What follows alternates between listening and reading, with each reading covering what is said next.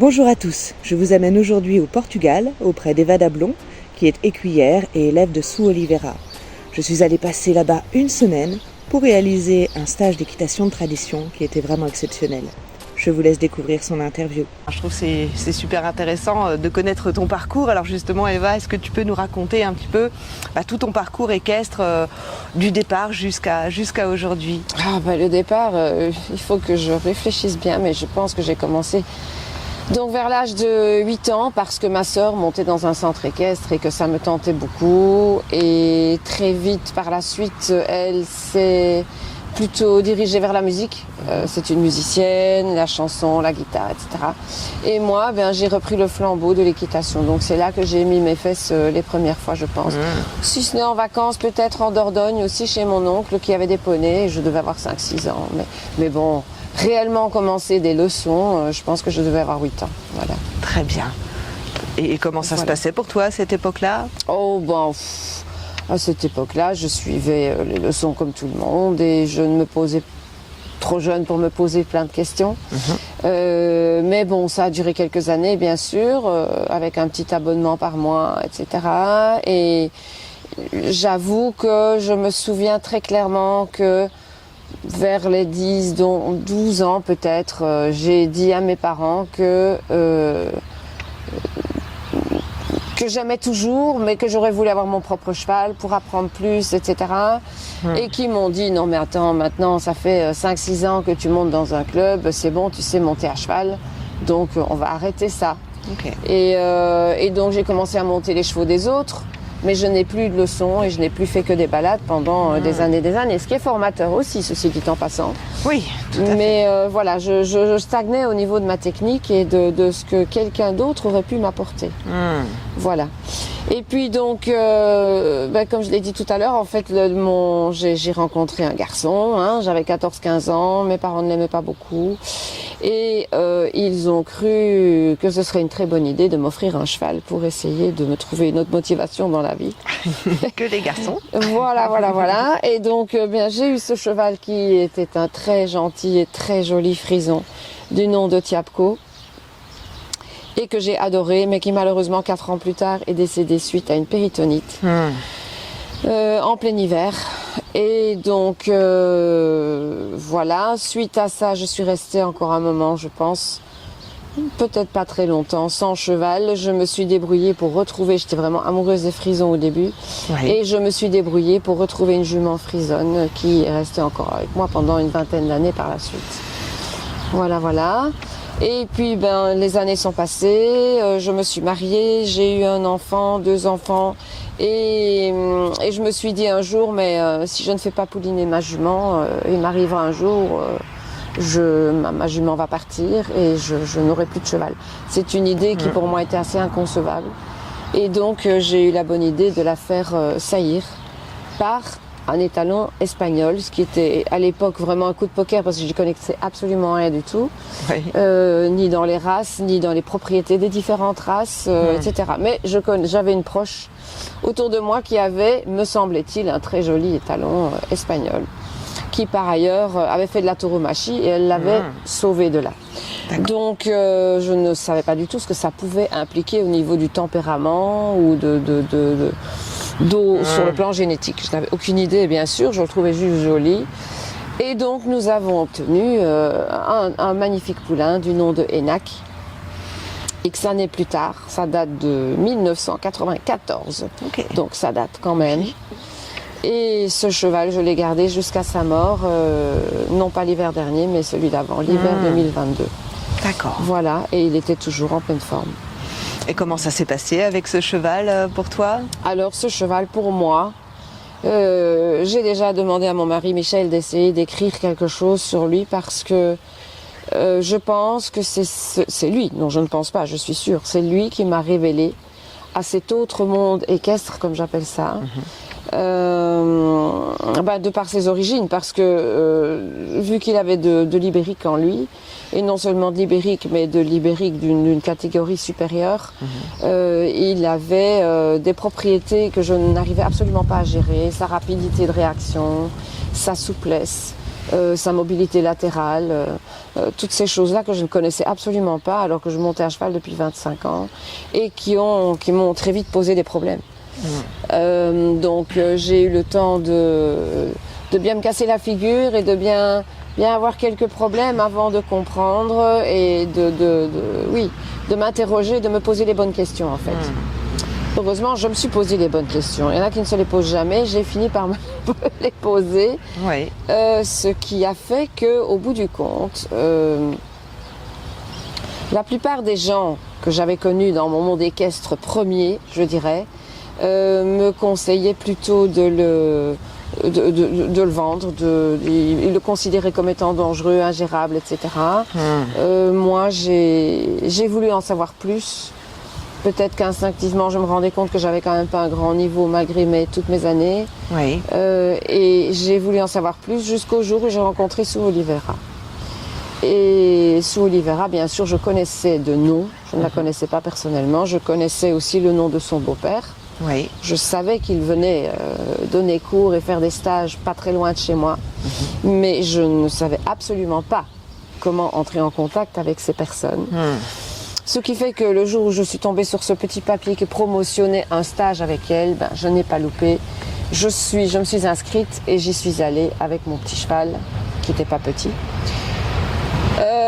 Voilà, et un petit peu mal à l'aise parce que bon, ils avaient une telle renommée, ces personnes, Olivera, que je me disais, elle ne connaît sûrement que des beaux Lusitaniens bien chers et des gens très riches, etc. Tout ce que je n'étais pas et tout ce que je n'avais pas. Et je me suis dit, tant pis, j'y vais quand même. Je veux comprendre où est le problème.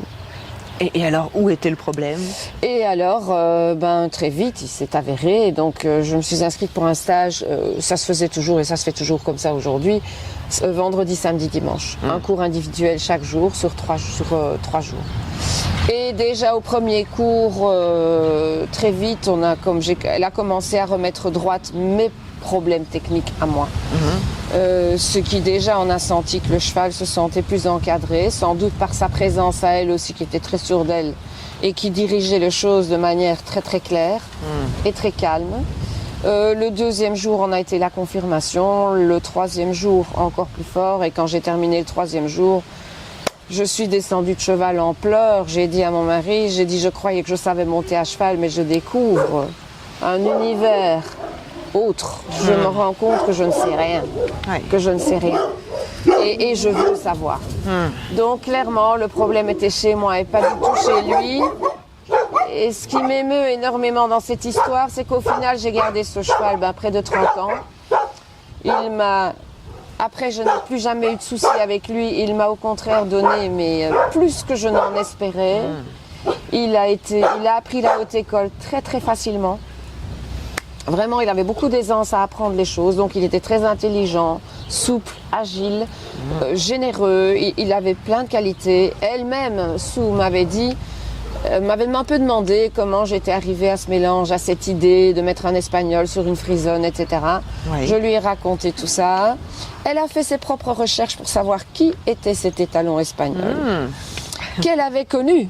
Elle s'est rendue compte qu'elle l'avait connu et que c'était un excellent cheval, mais qui effectivement avait été rendu fin fou de stress et de nervosité par son travail de tauromachie, parce que ça leur met énormément la pression. Oui. Bref, mais elle se souvenait de lui et elle m'a dit, sans que je lui demande quoi que ce soit, elle m'a dit: tu as eu énormément de chance parce que tu as fait un croisement assez osé, mais tu as eu le 50-50, le meilleur de chaque race. Excellent. Et donc, oui, elle aimait beaucoup mon cheval et ça s'est avéré par la suite puisque, franchement, ça a été très facile. Je vais pas dire c'était facile pour moi, mais pour lui, ça semblait facile à apprendre. D'accord. Dès qu'il avait compris quelque chose, c'était bon. Donc voilà, pour moi, ça a été beaucoup plus laborieux. Et puis, moi, ça m'a fait comprendre ce qu'était vraiment l'équitation. Et pourquoi ça ne fonctionnait pas avec moi, avec l'équitation que j'avais avant ça. Oui. Voilà. Donc cette histoire est émouvante parce que autour de moi, quand même, je connaissais pas mal de gens. Hein. Après 25 ans dans le monde équestre, tu connais pas mal de gens, etc. Et tout le monde, c'était unanime. C'était ton cheval, il est pas bien dans sa tête. Ton cheval, il a quelque chose. Il faut que tu le donnes, que tu le vendes, mais arrête parce que tu vas aller te tuer avec. Et moi, je suis peut-être têtue, ou peut-être simplement très curieuse, ou simplement j'aime la justice et voilà. Bref, donc j'ai cherché et j'ai clairement trouvé. Donc c'est là où tu as trouvé effectivement l'équitation. Pour moi, c'était une révélation. Que je savais intuitivement, puisqu'ils n'auraient pas eu un nom comme ça, ces gens-là, et ils ne l'auraient toujours pas aujourd'hui, puisque nous sommes en 2024 et Oliveira, ça sonne toujours aux oreilles des connaisseurs comme un très très très grand nom de l'équitation, parce que ce sont des gens qui ont cherché, qui ont travaillé, qui ont trouvé, qui ont compris beaucoup de choses. Et donc par la suite, je l'ai dit, je n'ai plus jamais eu de problème avec ce cheval qui, je pense, quand il est mort, il devait pas mourir. Il a eu une colique, on l'a fait opérer, etc. Et c'est lors du réveil, après l'opération, que le cœur a lâché.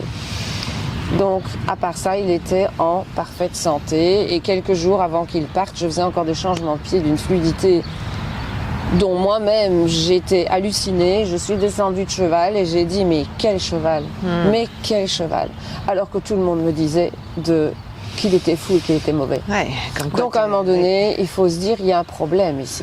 Il y a un problème. Et chercher les solutions. Il y a un problème entre qu'est-ce qui explique ce décalage entre ce qu'on nous apprend à tous, parce qu'aujourd'hui c'est moi qui donne cours. Aujourd'hui c'est moi qui essaye de colporter ce message et je n'appellerai jamais Oliveira et je n'aurai jamais la taille d'une Oliveira. Je ne cherche pas à l'avoir, j'essaye de colporter le message de ce qu'on nous apprend globalement ne tient pas compte ni de la nature profonde du cheval, ni surtout de sa mobilité naturelle, de ses allures naturelles, de son équilibre naturel. Ce qu'on nous apprend, quelque part, ce n'est pas juste, parce que ce n'est pas en adéquation avec ce qu'ils sont. Voilà. Et c'est ce message-là que j'essaye d'apporter et de faire sentir aux gens, parce que effectivement, l'équitation, c'est surtout sentir. À partir du moment où on a ressenti ça, c'est un peu primaire de pouvoir le comparer à une voiture ou quelqu'un qui aime les motos, je n'en sais rien. Mais je pense que un amateur de voiture, quand il a roulé dans une Porsche, après, il n'y a plus rien de comparable. C'est autre chose. Certainement. C'est juste autre chose. Voilà. Et donc ces sensations-là, après, tu vas toujours aller les rechercher. Et on sent que le cheval est bien. On sent que le cheval est bien. Et comme je te le disais, il est mort à 29 ans, il n'avait aucun problème musculaire, aucun problème articulaire. Il n'avait jamais eu de boiterie. Jamais. Ce n'est pas par hasard. J'en ai d'autres dans mes écuries aujourd'hui. Je connais d'autres personnes qui sont des éleveurs renommés aujourd'hui, et je ne veux pas citer de nom, mais qui ont dans leurs écuries des chevaux qui ont 30 ans, qui n'ont toujours pas de problème articulaire, parce qu'ils travaillent de la même façon. Donc de manière juste et équilibrée. Qui tiennent compte. Voilà, c'est une équitation qui est faite en fonction du cheval et non pas le cheval en fonction de nos envies et de ce que nous voulons performer ou atteindre avec eux. Voilà, c'est tout. Et ça change tout. Ça demande beaucoup d'empathie, ça demande beaucoup d'ouvrir les yeux, d'exercer son œil. Ça demande beaucoup de travail, ça demande d'essayer de comprendre comment fonctionne sa biomécanique, etc. Donc il y a plein d'aspects qui interviennent là-dedans. Et après seulement, on peut adapter son équitation. Et encore, un cheval n'est pas l'autre. Donc ce qui va avec un ne va pas forcément avec un autre. Voilà. Mais en tout cas, donc ça ouvre un horizon tellement plus large et tellement plus juste. J'avais l'impression, au lieu d'être sur un chemin en balade, d'être tout à coup sur une autoroute qui traçait tout droit, avec un cheval, qui pour lui ça devenait limpide aussi. Voilà. Et donc donc lui je l'ai perdu très malheureusement, et c'est déjà très beau qu'il m'ait accompagné puisqu'il est né dans mes bras, et malheureusement pas mort dans mes bras parce que j'étais pas à la clinique quand c'est arrivé. Mais il est quand même resté avec moi toute sa vie. Il m'a tout apporté et j'ose dire aujourd'hui que je pense que ça a été le meilleur cheval que j'ai jamais eu. Contrairement à tout ce qu'on m'avait toujours dit quand il avait 5 ans et que je n'y arrivais pas. Ouais, tu as bien fait de persévérer. Voilà. Donc aujourd'hui, forcément, ça m'a appris énormément de choses. Et justement, quels sont les principaux préceptes, les principaux enseignements d'Olivera que tu as retenus, que tu travailles encore aujourd'hui et pourquoi ? Pour toutes ces raisons que je t'ai dites, c'est-à-dire que aujourd'hui, bien sûr, il n'y a pas d'art sans technique. Mais le maître disait que l'art, c'est la technique sublimée par l'amour. Donc, quand on aime la peinture, vraiment, quand on aime la musique, vraiment, quand on aime monter à cheval, quand on aime les chevaux, vraiment, on les aime avec son cœur. Et quand on les aime avec son cœur, on essaye de les comprendre. Alors les comprendre, ça ne veut pas dire oui et amen à tous un peu comme nos enfants. On les aime avec notre cœur, c'est pas pour ça qu'on va les autoriser à faire tout et n'importe quoi. On va les éduquer justement parce qu'on les aime. Parce que s'il n'y a pas d'éducation, il n'y a plus de vie possible, il n'y a plus de respect possible et la vie devient infernale à la maison. Donc les chevaux, c'est la même chose. Une éducation va être indispensable. Mais si on les aime avec son cœur, on va vouloir le meilleur pour eux. Et le meilleur pour eux, c'est pas toujours qu'ils soient dehors H24. C'est pas non plus qu'ils soient enfermés dans un box, forcément. Mais c'est essayer de comprendre comment ils fonctionnent à l'intérieur. Là, et dans leur corps. Et d'adapter finalement notre façon de faire en fonction de ça. Donc ça veut dire de compléter finalement l'équitation de tradition par un enseignement qui se rapporterait quelque part à l'éthologie, à l'équitation éthologique ? Pour moi, il n'y a pas d'équitation éthologique. Alors, je peux choquer certaines personnes en disant ça. L'éthologie non plus. L'éthologie, en fait, c'est la science. C'est l'étude du comportement d'un être vivant dans son milieu naturel. Donc ça peut se rapporter aux hommes, comme ça peut se rapporter à un chien, comme ça peut se rapporter à une fourmi, comme à un cheval. Donc quand on utilise ce terme pour travailler basiquement l'éducation d'un cheval, je trouve qu'on n'utilise pas le bon mot. Mais bon, là n'est pas la question, c'est pas très très important. Je ne sais pas comment on pourrait l'appeler. Je pense que l'éducation du cheval est nécessaire, comme l'éducation d'un enfant est nécessaire. Et l'éducation, c'est ça tu peux faire, oui. Jusque-là, tu peux aller, oui. Au-delà, c'est non. Mais quand je te dis non, ça reste non. Et je te le dis gentiment, avec amour, pour ton bien. Parce que dans la vie, il y aura des non et il y aura des oui. Mais si je ne t'apprends pas ça maintenant, tu vas être très triste plus tard. Et tu n'auras pas de repères plus tard. Tu n'auras pas de limite non plus. Donc tu vas avoir du mal à te canaliser. Tu vas avoir du mal à t'y retrouver, à avoir tes repères dans un monde. Le cheval, c'est exactement la même chose. Il a besoin qu'on lui mette des limites. Il a besoin aussi d'un bon père de famille. Ce bon père de famille, on va l'appeler, en termes horsemen, on va l'appeler le leader. Mais un leader, c'est un guide. C'est pas quelqu'un qui vous force à faire les choses. Un guide, c'est quelqu'un qui vous montre la voie, qui vous dit ça, évite. Ça, je te le conseille pas. Là, pour le moment, je te l'interdis parce que c'est pas bien ou parce que ça peut être dangereux, etc. C'est quelqu'un qui guide, ok ? Mais qui guide aussi, un bon guide, c'est celui qui va essayer de guider en fonction de ce qu'est la personne ou en fonction de ce qu'est l'enfant, de ce qu'il a à l'intérieur de lui, de ce qu'il a envie de faire de sa vie, de ce qu'il a envie de... Voilà. Tu peux pas guider tous les enfants vers la même chose. Un peu le problème du système scolaire, où on pousse tous les enfants dans le même système scolaire, alors que tous les enfants ne sont pas adaptés à ça. Exactement. Et il y a énormément d'enfants qui ont des problèmes avec ça aussi. Les chevaux, c'est la même chose. Ce qui demande finalement beaucoup d'analyse, beaucoup de savoir, beaucoup d'observation et beaucoup essayer de ressentir les choses, aussi bien à côté du cheval que sur le cheval. Ça demande aussi de s'intéresser à sa nature profonde, de comment il fonctionne lui justement, s'il était encore sauvage dans la nature. Et c'est là que j'ose citer, et j'en suis fière, le nom de Patricio Allori, qui est donc un Indien Cheyenne, qui m'a mis en complément de la formation merveilleuse que j'ai eue avec Sue Olivera, et bien trop courte parce qu'elle est partie. Ça n'a malheureusement duré que 10 ans, mais j'ai déjà eu cette chance énorme de la rencontrer. C'est de rencontrer un autre expert qui est donc Monsieur Patricio Allori et qui lui donne tout l'éclairage qui est pour moi complémentaire sur la nature profonde du cheval.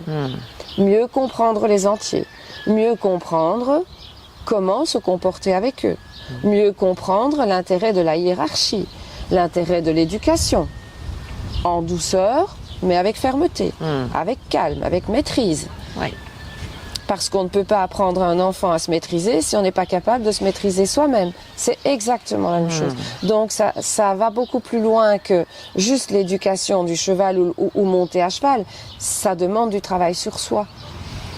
Et en quels termes est-ce que tu dirais que enfin, peut-être quelle qualité doit avoir un cavalier pour parvenir à un moment donné à être, je dirais, dans cette relation, dans cette harmonie avec le cheval? Je pense que tout le monde a ses qualités en lui, mais tout le monde ne le développe pas, tout le monde ne le veut pas toujours. Et quels sont les obstacles principaux, à mon sens, et je pense que Maître Olivera aurait été d'accord avec moi, d'ailleurs il le disait, le principal c'est notre ego, déjà, qui bloque souvent l'empathie qu'on peut avoir pour son cheval, les efforts de compréhension qu'on peut avoir pour son cheval, les efforts de pardonner des fautes qu'on peut avoir pour son cheval aussi, parce qu'on veut des points, parce qu'on veut gagner de l'argent, parce qu'on veut être le premier sur le podium, parce que, mais 1000 raisons qui en fait n'ont rien à voir avec le cheval en lui-même. La projection aussi, souvent le fait que le cavalier se projette dans son cheval, l'anthropomorphisme aussi, ça c'est des choses qui peuvent nous induire en erreur. Et je dois dire que maintenant que je donne cours moi-même et que j'organise des stages moi-même, je me rends compte que souvent, justement par manque de connaissances, les gens interprètent énormément de choses, que ce soit des choses que leur cheval a fait ou ne fait pas. Les problèmes qu'ils ont avec leur cheval, ils ne comprennent pas parce que la plupart des gens manquent de connaissances, que ce soit du cheval ou de l'équitation et de la technique. Donc il faut les deux. Et donc je ne suis absolument pas contre ce qu'on appelle aujourd'hui l'éthologie. Je dis juste que le mot pour moi est mal adapté à ça. Et il faut commencer par de l'éducation. Et par une connexion et par l'établissement de la confiance. Évidemment, évidemment, bien sûr.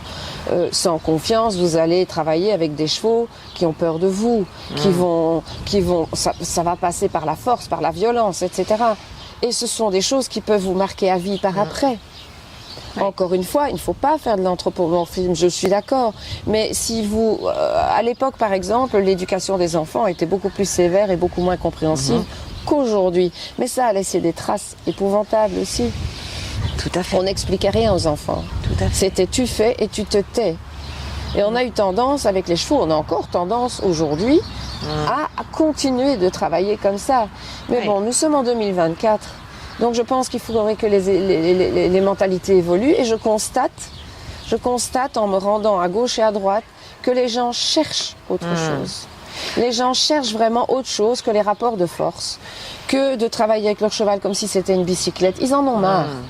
Ils en ont marre d'avoir 30 kilos dans chaque main quand ils montent à cheval. Ils en ont marre que le cheval se rebelle. Ils n'ont plus envie de ça. Et je suis heureuse que ce phénomène existe, mais on manque encore de moyens et d'enseignants qui donnent les connaissances nécessaires pour que ces personnes-là ne tombent pas dans ce que j'appelle l'extrême inverse, c'est-à-dire l'éthologie, ce qu'on appelle aujourd'hui l'éthologie. C'est mon opinion. Ok. Parfait. Alors justement, Eva, comme tu le dis, entre cet extrême, qu'est l'éthologie et l'autre, qui peut être un petit peu le rapport de force, comment toi, est-ce que tu éduques tes chevaux? Eh bien, grâce à Patricio, dont j'ai déjà parlé précédemment, lui, il m'a apporté un éclairage qui m'a semblé tout à fait intéressant. Donc, il n'y a pas de rapport de force non plus. Il faut savoir que les Indiens, ils vont chercher des chevaux sauvages. ici, dans nos contrées, ça n'existe plus, mais pour eux, ça existe encore. Et ils les canalisent à plusieurs, ils essayent de les canaliser et de les emmener dans des gros ronds de longe. Et c'est dans le rond de longe, en liberté, sans licol, sans les attacher, sans rien du tout, que, en reproduisant avec leur propre corps le langage, je résume, comme je peux, le langage corporel que les chevaux ont entre eux dans la nature, qu'on finit assez vite, avec certains chevaux, par se faire comprendre et par les canaliser au pas, au trot, au galop, pour faire demi-tour, d'un côté comme de l'autre, alors que on ne les touche pas. Et là, petit à petit, le cheval commence à se calmer. Déjà. Ouais. Nous, on est au centre du rond de longe, bien sûr. Et on répète ça jusqu'à ce que le cheval soit complètement apaisé avec nous, qu'il comprenne qu'on ne lui veut pas de mal, qu'on ne veut pas le violer, on ne veut pas l'attraper de force dans un lasso ou dans un licol et puis alors tirer à 3 dessus pour être plus fort que lui, etc. Toutes ces choses-là n'existent pas dans ce monde-là. Donc on cherche son consentement, quelque Mais part. On ne cherche pas non plus à ce que ce soit de la bisounourserie. Okay. Les chevaux ne sont pas des bisounours. Les chevaux sont des animaux très forts. Ouais. Ils sont entre eux pas du tout tendres non plus. Donc il faut savoir être très ferme. Et de temps en temps, on doit pouvoir élever la voix ou avoir un geste interpellant pour que le cheval se dise « Ah oui, d'accord, ok, là ». Et il est très important, comme je l'expliquais, une fois qu'on a bien compris la nature profonde du cheval, que le cheval, pour avoir confiance, il a besoin d'avoir un leader. Le leader est un guide, comme je l'expliquais, donc c'est un guide et c'est comparable au rôle d'un père, mais d'un père bienveillant, ferme et bienveillant. Et c'est à ce moment-là que le cheval, finalement, on crée la confiance avec lui et qu'il accepte de nous suivre. À partir du moment où, en faisant ce travail en liberté, il finit par nous suivre et qu'on finit par arriver à le toucher, d'abord aux épaules, ensuite un peu plus loin derrière, et puis le ventre, et puis les cuisses, et puis faire tout le tour, jusqu'à ce qu'il se laisse toucher absolument partout, sans plus aucune crainte qu'on peut passer derrière lui, puisque derrière lui, c'est la zone de défense. Oui. S'il accepte qu'on passe derrière lui sans bouger, sans chercher à choter, c'est qu'il commence à avoir confiance, c'est qu'il ne nous considère plus comme un ennemi, et là, on commence à parler ensemble. Donc c'est là qu'on commence à créer une connexion. Okay. Et ça, petit à petit aussi, au passage, le cheval se muscle. On lui inculque l'impulsion, les notions d'impulsion. On lui inculque aussi les notions d'écoute et de centrage sur soi. Parce que pour que l'un comme l'autre soit en sécurité, il faut apprendre au cheval qu'à partir du moment où nous voulons être son leader, nous devenons le moment où on travaille avec lui, nous devenons le centre de son univers. Et nous devons l'exiger de lui. Ouais. Son attention doit être avec nous tout le temps. À partir du moment, et ça le rassure, et à partir du moment où tout ça est réussi, là, on va commencer à pouvoir le toucher avec une corde, le toucher avec un tapis de selle, etc. Mais tant qu'on voit des signes de méfiance, des signes de ça, des signes de peur, des frémissements, de défense éventuellement ou de fuite, on revient en arrière, on recommence jusqu'à ce qu'il accepte tout ça avec la tête basse et décontractée. Jusqu'à ce qu'ils soient en confiance vraiment avec nous.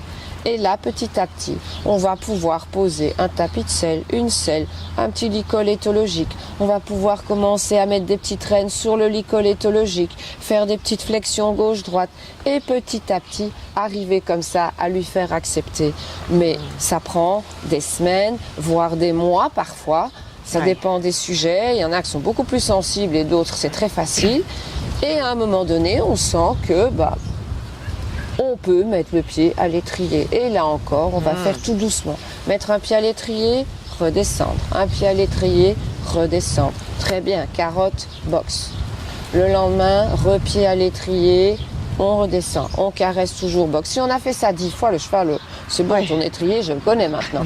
D'accord ? Donc là, on va commencer à pouvoir se hisser dessus un peu. Mais il y en a qui ne réagissent déjà plus. On va pouvoir mettre notre ventre sur la selle pour mettre un peu de poids. Et caresser, toujours caresser, gauche-droite. Mais il n'est pas tenu, il n'est toujours tenu par personne. Ouais. Simplement, il écoute à la voix. S'il bouge un petit peu, c'est oh, oh, jusqu'à ce qu'il ne bouge plus du tout.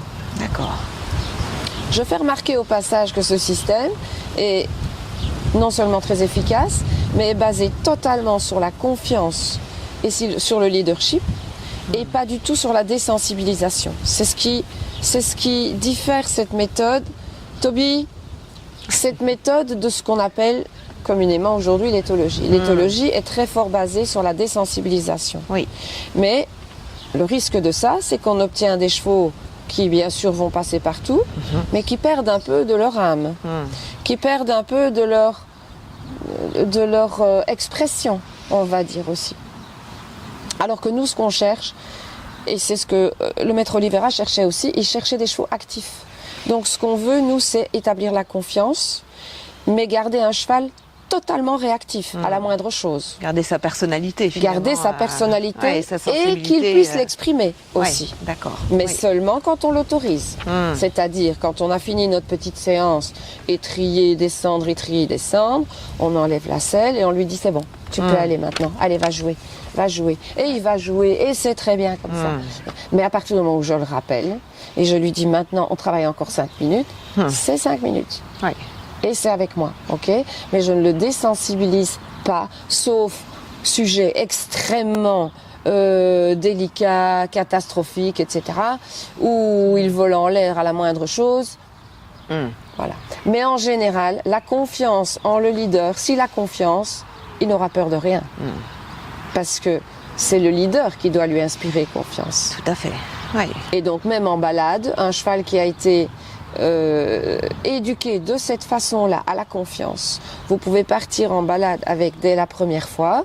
Il va s'en remettre à son leader qui est sur son dos et n'écouter que lui, en fait. Oui. Oui, c'est et en général, ils n'ont peur de rien. Ça va tout seul.